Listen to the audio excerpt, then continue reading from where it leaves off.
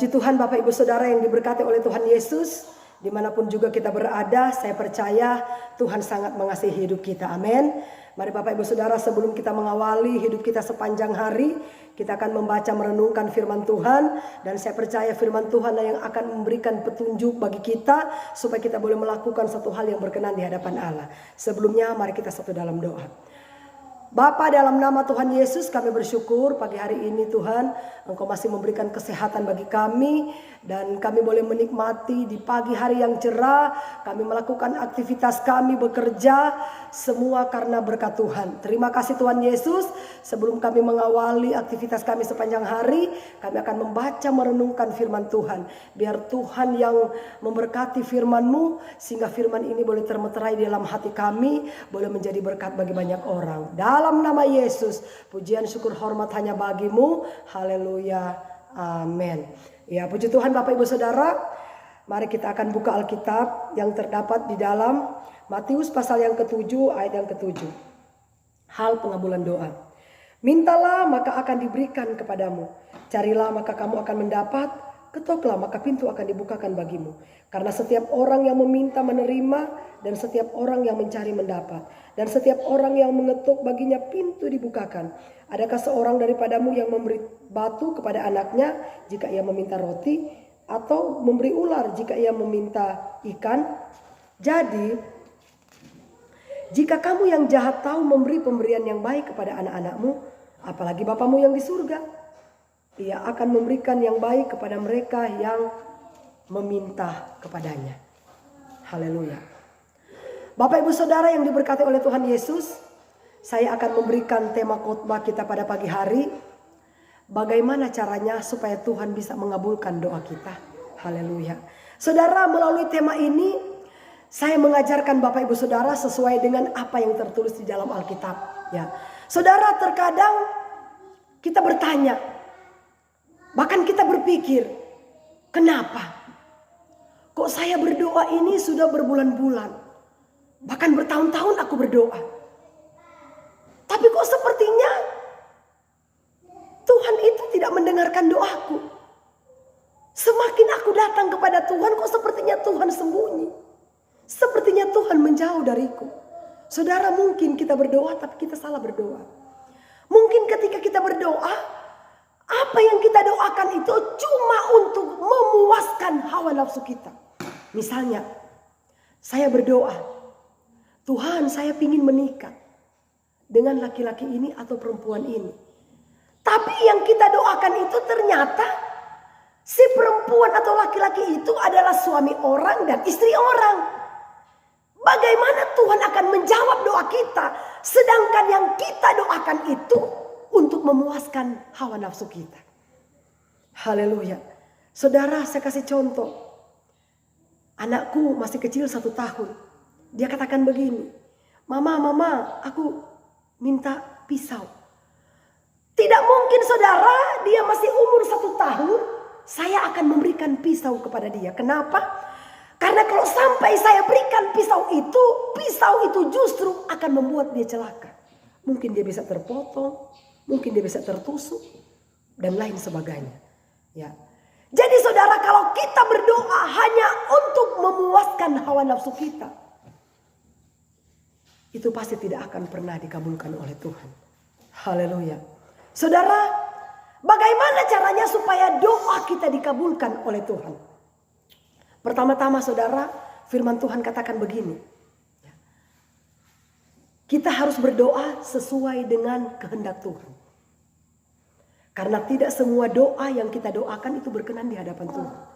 Contoh, Tuhan Yesus. Ketika saudara Yesus mau disalib, terus dia berdoa begini kepada Bapa. Ya Bapa, kalau boleh cawan ini lalu daripadaku. Tapi biarlah kehendak-Mu yang jadi dan bukan kehendak-Ku. Amin. Haleluya.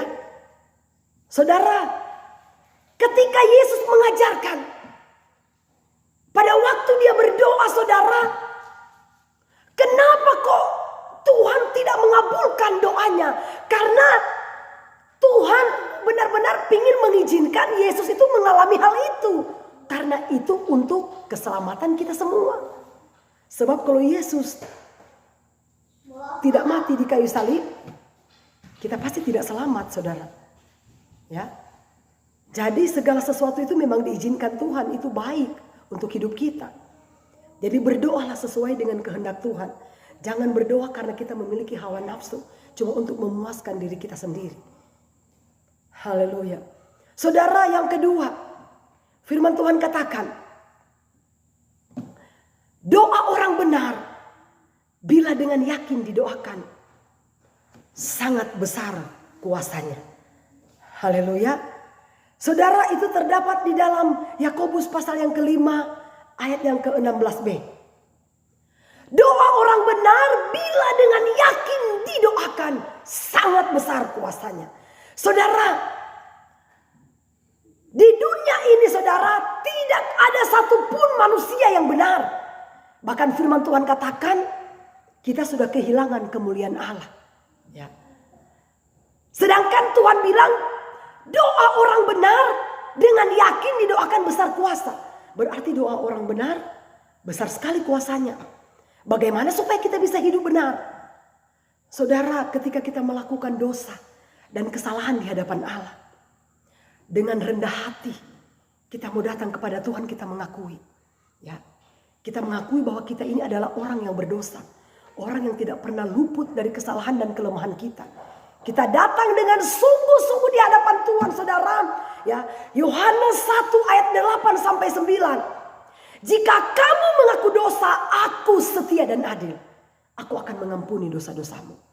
Saudara, ketika kita merasa bahwa kita orang benar, kita seperti orang munafik, kata Alkitab. Tetapi saudara, ketika kita mengakui bahwa kita juga orang berdosa, tapi kita mau mengakui dengan rendah hati di hadapan Tuhan, maka Allah setia dan adil. Dia pasti akan menjawab doa-doa kita. Amin. Saudara, itu yang dikatakan oleh Tuhan. Bahkan dia katakan, saudara, Yesaya pasalnya yang ke-59 ayat pertama. Sesungguhnya tangan Tuhan tidak kurang panjang untuk menolong kita. Telinga Tuhan tidak kurang tajam untuk mendengar setiap doa-doa kita. Tapi yang menjadi pemisah antara kita dan Tuhan adalah apa? DOSA atau dosa. Haleluya. Telinga Tuhan itu tidak bongok, tidak pikun untuk dengar kita punya doa. Tangan Tuhan itu saudara tidak kurang panjang untuk menolong kita. Tapi dosa kita lah yang menjadi penghambat. Sehingga doa-doa kita tidak dijawab oleh Tuhan. Haleluya.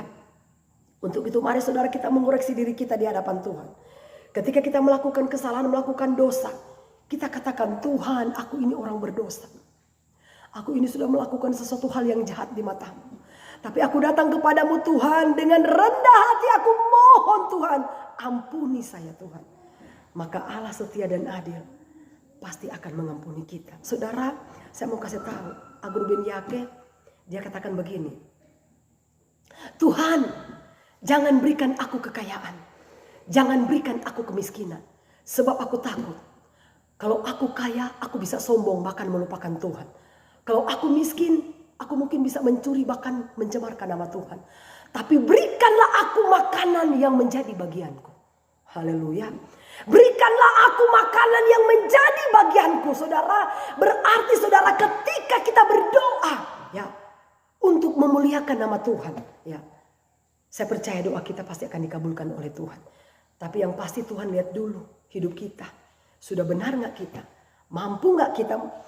Ketika Tuhan mengabulkan, misalnya contoh kita minta mobil, kita minta harta, kita minta macam-macam. Mampu nggak kita mengelola apa yang Tuhan berikan dalam hidup kita? Saudara, yang pasti ketika kita melakukan kehendak Tuhan, apa yang baik, apa yang benar, apa yang mulia, maka Tuhan akan berkenan dalam hidup kita. Amin. Haleluya saudara.